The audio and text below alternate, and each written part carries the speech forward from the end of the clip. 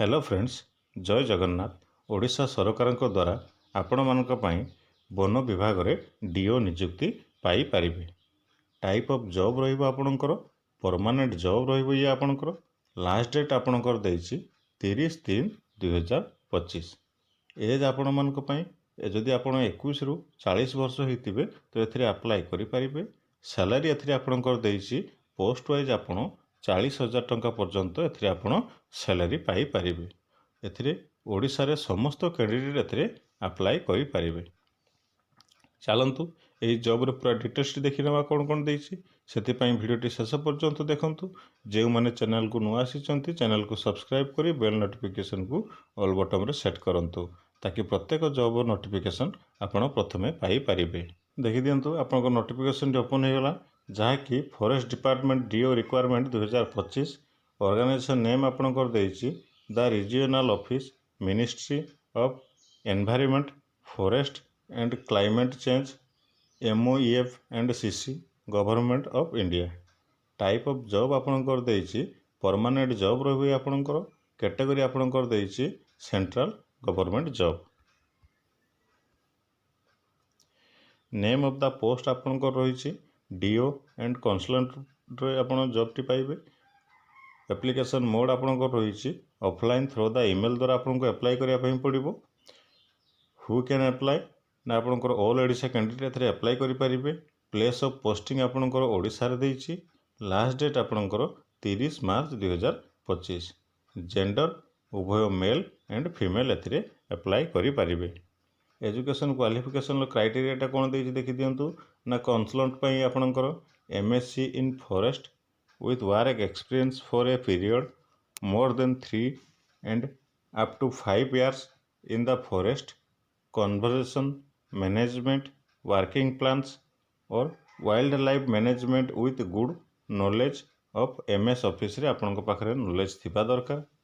Data entry operator पई आपन कर देछि ना candidate should have complete any graduate diploma degree BSc और any specific qualification required for the post with good typing knowledge on a computer रे आपन पाखर थिले आपन एथरे अप्लाई करि परिबे। पोस्ट नेम गुडी को कोन देछि देखि नियंतु ना डाटा एंट्री ऑपरेटर डीओ आउ कंसलर जॉब रे आपन एथरे पोस्टिंग पाई परिबे। एज लिमिट देखि नेबा आपनकर कोन देछि ना मिनिमम एज आपनकर 21 वर्ष हेतिबा दरकार। मैक्सिमम एज डीओ पई आपनकर 28 वर्ष हेतिबा दरकार आ कंसल्टेंट पई आपनकर 40 वर्ष हेतिले एथरे आपन अप्लाई करि परिबे। तापर आपनकर गवर्नमेंट रूल हिसाब रे OBC SC ST PWD ex serviceman PWD SC ST पई 3 वर्ष 5 वर्ष रे एथरे एज रिलैक्सेशन देछि।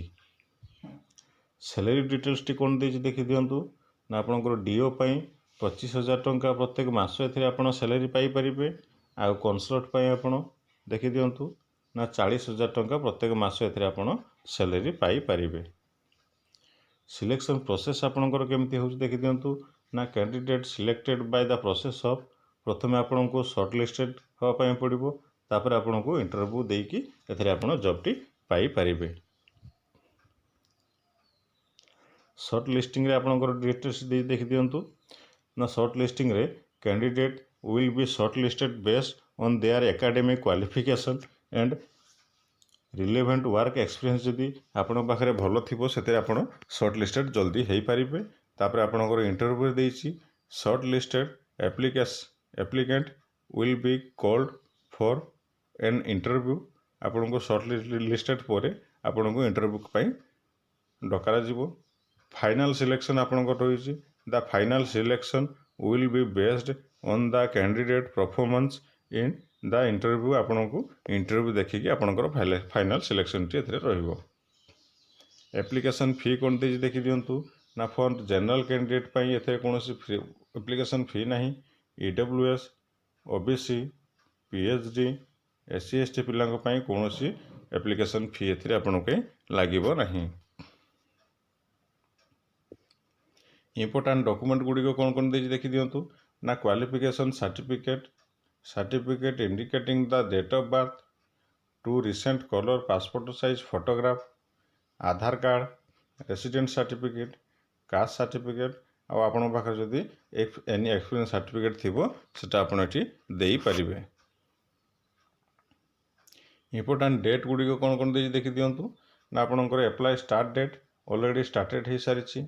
एप्लाय लास्ट डेट आपणकर 30 मार्च 2025 आपण एप्लाय लास्ट डेट देछि। ये देखने इंपोर्टेंट नेट आउ ता तलक देछि हाउ टू अप्लाई केमती आपको आप अप्लाई करेंगे तार पूरा डिटेल्स गुड़िक देछि। आपण जो फॉर्म रे फिलअप करके पठेबे तार एठी आपणकर पोस्टल एड्रेस देछि आपणकर ईमेल एड्रेस एठी आपनको देछि। Send your application along with required document to the official ICAR email ID जहाँकि apcc/ngp/mef@gov.in एथिरे आपनको 30 मार्च 2025 सुधा आपनको फॉर्म टी पठाइबा पड़िबो। तापर आपनकर एठी इंपोर्टेंट लिंक गुड़िक देछि नोटिफिकेशन PDF लिंक एठी आपण जाइकी आर पूरा फॉर्म आ पूरा डिटेल्स गुड़िक आपण एठी पढ़ी पारिबे। चलंतु मैं आपको देखे दूची नोटिफिकेशन PDF लिंक टी कोन देछि दिंतु। नोटिफिकेशन PDF लिंक टी आपनकर ओपन हो गला तार पूरा डिटेल्स गुड़िक आपण एठी पाई परिबे। आको भलो कि पढ़िबे कौन कौन डॉक्यूमेंट मागिछि कौन कौन एठी आपनको दवा पई पड़िबो कौन कौन क्वालिफिकेशन सब मागिछि तार पूरा डिटेल्स गुड़िक एठी आपण पढ़िबे। पढ़िला परे आपण एठी अप्लाई करिवे। टिके तळको स्क्रॉल करके आसला परे एठी देखि नियंतु आपनकर एप्लिकेशन फॉर्मेट टी देछि आको आपण डाउनलोड मारिबे। डाउनलोड मारिकी जेमती भाबरे याठी आपनको फॉर्म फिलअप करिया पई कहिछि सेमती फॉर्म फिलअप करके आपण सेही ईमेल आईडी रे अप्लाई करिवे। वीडियो आज एतिकी। वीडियोटी जदि आपण मानको इनफॉर्मेटिव लागि वीडियो गोटे लाइक करिवे, चैनल को सब्सक्राइब करी बेल नोटिफिकेशन को ऑल बटन रे सेट करिवे। धन्यवाद। जय जगन्नाथ।